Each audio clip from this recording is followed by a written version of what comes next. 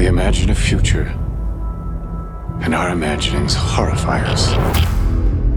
In the case of this film, I wrote the script in the first person. It's the only time I've done that. It made it clear to anyone who read the script that we're on this ride with Oppenheimer. It was very unusual. It took me a minute to actually comprehend. And then I realized, oh, that's a huge responsibility. I don't know if we can be trusted, but I know the Nazis can't. Cillian playing Oppenheimer was the centerpiece of the film, but I knew that he was going to need the most extraordinary ensemble around him. Let's go recruit some scientists. If Chris Nolan calls you and says that he'd like to meet with you, you're like, I don't care what it is. You'd be mad to say no. I feel like that's probably everybody's answer with this. From the second I read the script, I knew that he had a very acute vision, and if he were able to render that vision, that this film would be a masterpiece. All America's industrial might and scientific innovation connected here. Keep everyone there until it's done.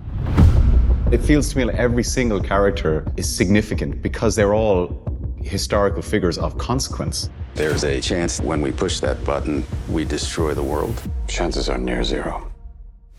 I tried to familiarize myself with Groves and the history, and then talk to Chris about what he needed from that part.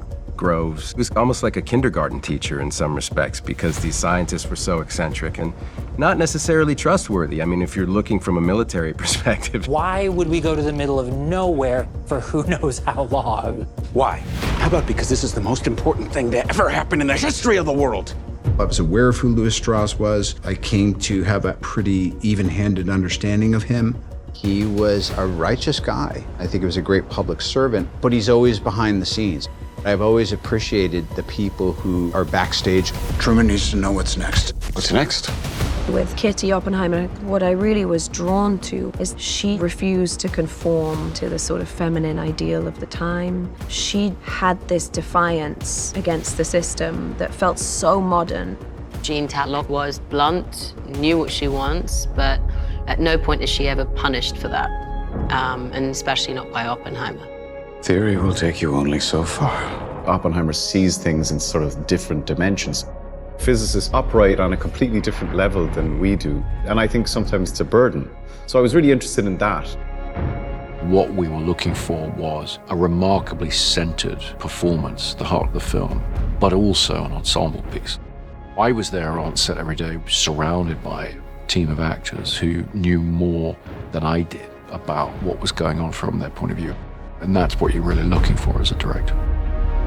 It's a profoundly moving and overwhelming experience watching it, because you feel so compelled to watch what's happening with these people and how they're drawn into the biggest of moral dilemmas and what they're wrestling with, all of the characters. With the sound design and the score and the emotionality of it, this is not a film, this is an experience. When I saw it in its finished form, I was kind of like, wow, yeah, that's what we were hoping this could be. The world will remember this day.